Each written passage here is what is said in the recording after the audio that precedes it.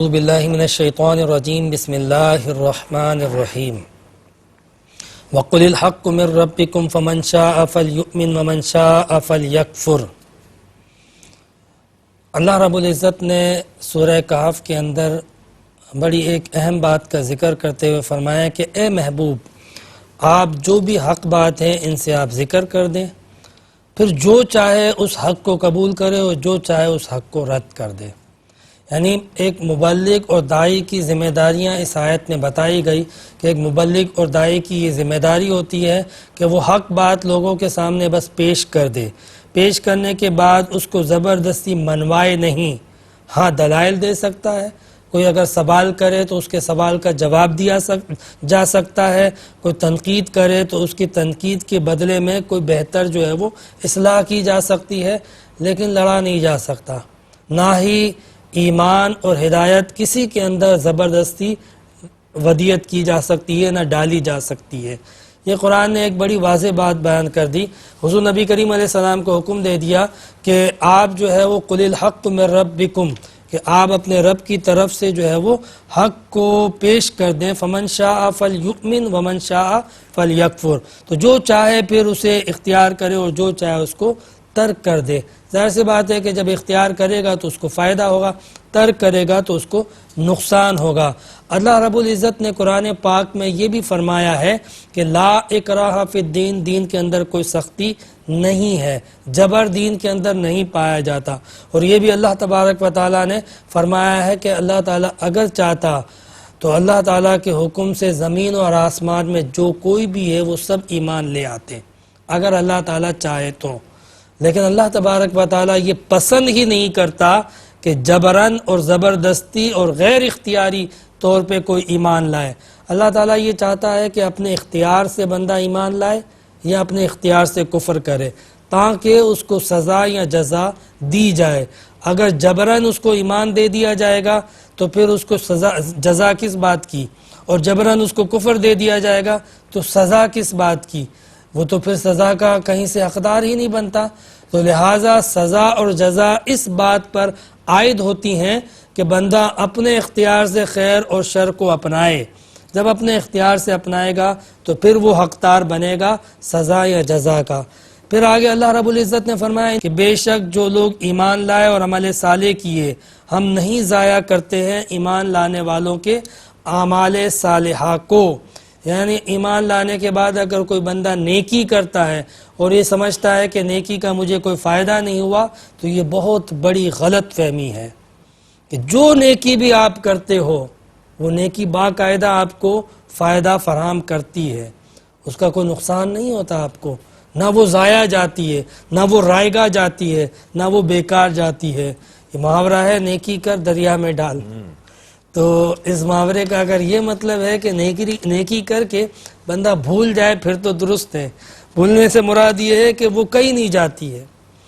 یا آخرت میں اس کا بڑا عظیم ثواب ملے گا، یا دنیا میں کسی مشکل مرحلے پر اس کا صلہ مل جائے گا، یا پھر اس نیکی کی وجہ سے اسی وقت فوری طور پہ اللہ تبارک و تعالیٰ کی رحمتوں کا، برکتوں کا، نعمتوں کا نزول ہوگا۔ اور میرا یہ ایمان ہے کہ ان تینوں جگہ پر نیکی کا صلہ ملے گا، دنیا میں بھی ملے گا، اس وقت بھی ملے گا، آئندہ بھی ملے گا، اور قیامت میں بھی ملے گا۔ نیکی وہ چیز ہوتی ہے۔ لہٰذا آپ یہ مت سمجھیں کہ اگر ایک بار منہ سے لفظ اللہ نکلا تو اس کی روحانیت اور اس کا اجر و ثواب آپ کو اپنے احاطے میں لے لیتا ہے۔ ایسے ہی تو نہیں تھا کہ حضرت ابراہیم نے جب اللہ کا نام سنا تھا تو اس نام پر اپنی ساری دولت قربان کرنے کے لیے تیار تھے کہ یار یہ کس محبوب کا نام آ چکا، سن لیا میں نے۔ تو یہ اللہ کا نام، اللہ کا ذکر، اللہ کی عبادت، نیکی اتنی طاقتور چیز ہے کہ بندہ جو ہے اس کا احاطہ اور اس کی حقیقت کا اندازہ نہیں لگا سکتا۔ اس لیے اللہ رب العزت نے یہ واضح طور پہ فرما دیا، ان الذین آمنوا وعملوا الصالحات انا لا نضیع اجر من احسن عملا، بے شک جن لوگوں نے نیک عمل کیے ہیں تو ان کا اجر ہم ضائع نہیں کرتے ہیں۔ ہر نیکی جو ہے وہ بندے کے لیے محفوظ ہو جاتی ہے، اور وہ نیکی برائی سے مقابلہ کرتی ہے، اس کی برائیوں سے لڑتی ہے اور برائیوں سے اس کو محفوظ کرتی ہے۔ سو نیکی کرنے والے ہمیشہ اس خیال میں رہیں کہ انشاءاللہ ان کی نیکی اس ایمان اور اس یقین میں رہیں کہ کہیں چپکے سے بھی تنہائی میں بھی اگر کوئی بھلائی کی ہے تو وہ انشاءاللہ اس کا صلہ پائے گا۔ پھر اللہ رب العزت نے فرمایا کہ المال والبنون زینت الحیات الدنیا والباقیات الصالحات خیر عند ربک ثوابا وخیر عملا۔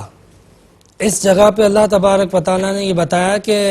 مال و دولت جو ہے وہ بزرگی اور پرہیزگاری اور تقوی کا معیار نہیں ہے دنیاوی نعمتیں، بلکہ تقوی اور پرہیزگاری کا معیار اخروی نعمتیں ہیں۔ اگر بندے کے پاس دنیاوی نعمتیں ہیں، دنیا کی نعمت کا ملنا اچھی بات ہے، لیکن یاد رہے کہ دنیا کی نعمت اللہ تعالیٰ ہر کسی کو دیتا ہے،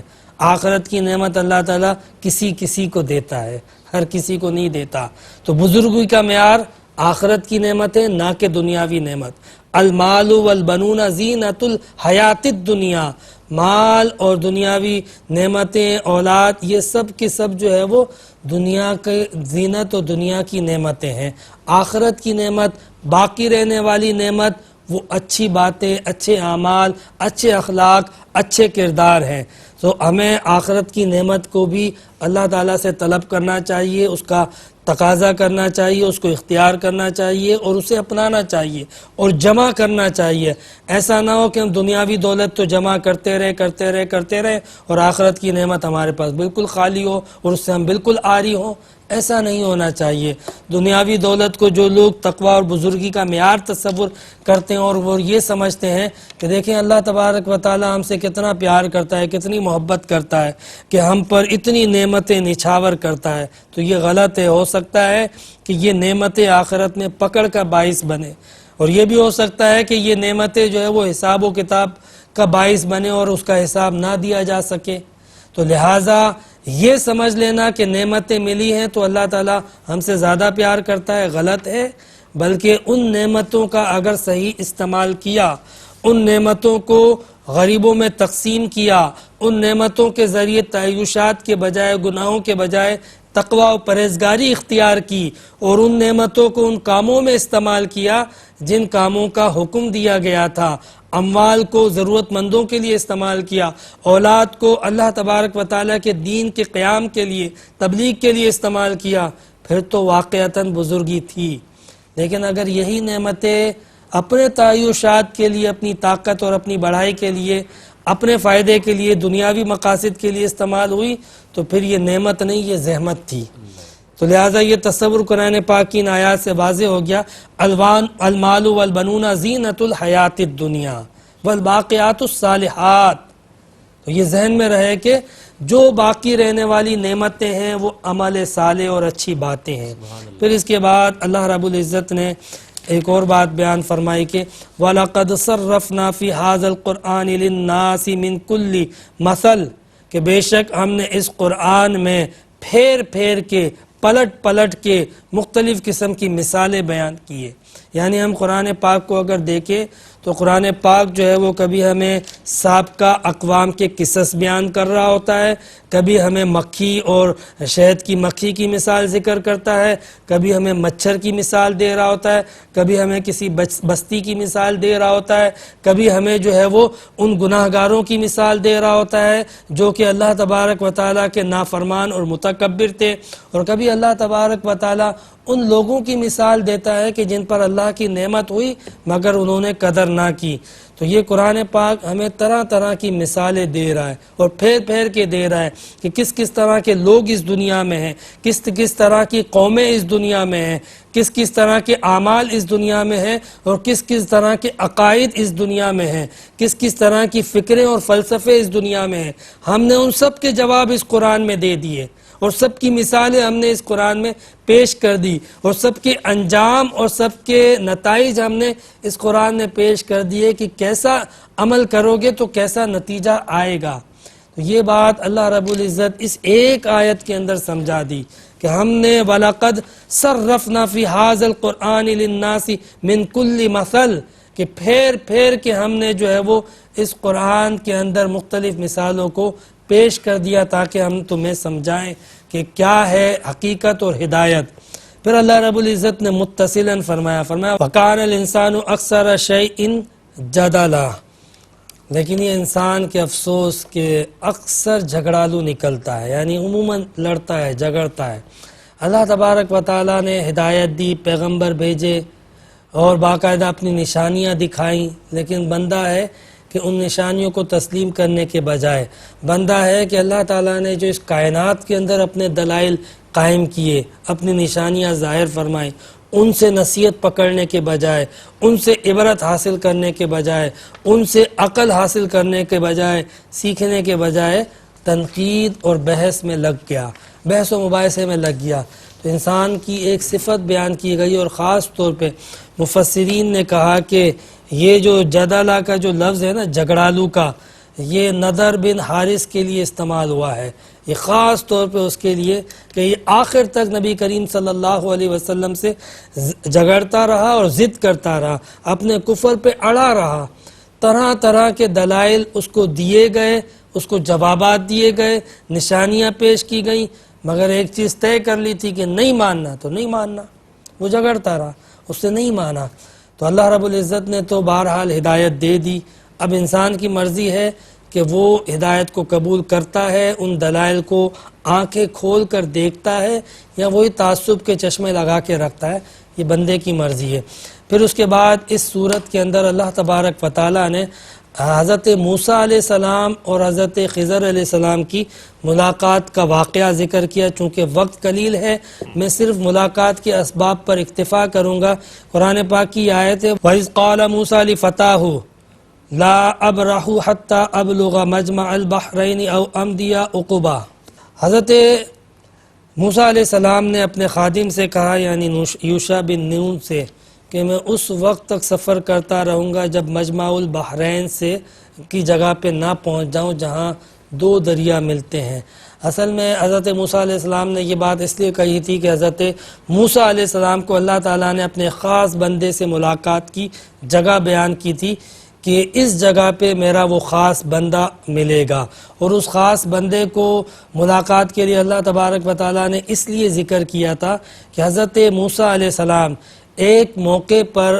بیان کر رہے تھے، لوگوں کو واعظ کر رہے تھے، نصیحت کر رہے تھے، اور بڑے جامع انداز میں تبلیغ فرما رہے تھے کہ ایک شخص نے حضرت موسیٰ علیہ السلام سے یہ کہا کہ اے موسیٰ، آپ جس انداز سے گفتگو کرتے ہیں، کیا اس روئے زمین پر آپ سے بڑھ کر بھی ہو سکتا ہے کوئی؟ تو حضرت موسیٰ علیہ السلام نے فرمایا کہ یہ اللہ تعالیٰ کا شکر ہے کہ میں ہی ہوں۔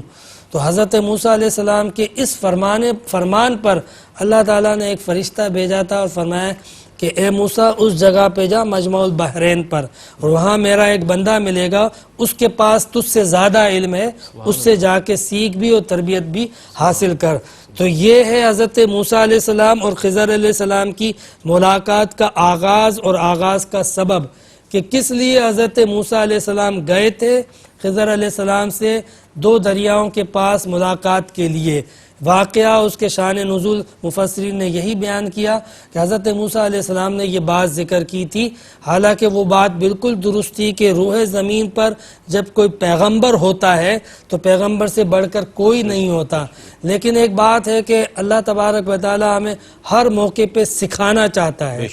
جب بات آئے نا علم کی، تو حضور نبی کریم علیہ السلام بھی فرمایا کرتے تھے کہ اللہ تعالیٰ سب سے بڑا عالم ہے۔ تو حضرت موسیٰ علیہ السلام کے بھی یہ الفاظ ہوتے، یعنی اس طرح کہا جاتا کہ اللہ تعالیٰ سب سے بڑا جاننے والا ہے، اور بے شک اس میں کوئی شک نہیں ہے۔ تو یہ بات سکھانے کے لیے اللہ تبارک و تعالیٰ نے ایک فرشتے کو بھیجا، حضرت موسیٰ علیہ السلام کو یہ پیغام دیا کہ جاؤ اس جگہ پہ پہنچو، اور وہاں پہ خضر موجود ہے جس کے پاس تم سے زیادہ علم موجود ہے، اور وہ تمہیں سکھائے گا اس کائنات کے حقائق کے حوالے سے، اور بہت ساری اہم ترین ہماری نشانیاں بتائے گا۔ تو یہ تھا حضرت موسیٰ علیہ السلام اور خضر علیہ السلام سے ملاقات کا پس منظر۔ انشاءاللہ اس واقعے کے پیچھے کیا کیا نشانیاں تھیں، حقائق تھے، تفاصیل تھی، مقاصد تھے، ان تمام حقائق کو، رموز و اسرار کو اگلے ایپیسوڈ کے اندر انشاءاللہ ڈسکس کیا جائے گا اور بتایا جائے گا کہ جو حضرت موسیٰ علیہ السلام کو خضر علیہ السلام کے ساتھ سفر کے دوران واقعات پیش آئے، ان کی حکمت کیا تھی، حقیقت کیا تھی، اور قرآن نے اس میں ہمارے لیے سیکھنے کے کون کون سے مواقع اور عبرت کے کون کون سے پہلو رکھے ہیں۔ اللہ تبارک و تعالیٰ سے دعا کریں کہ اللہ تعالی ہم سب کو سیکھنے کی، سمجھنے کی، قرآن پاک کو پڑھنے کی اور پڑھانے کی توفیق عطا فرمائے۔ وآخر دعوانا ان الحمد للہ رب العالمین۔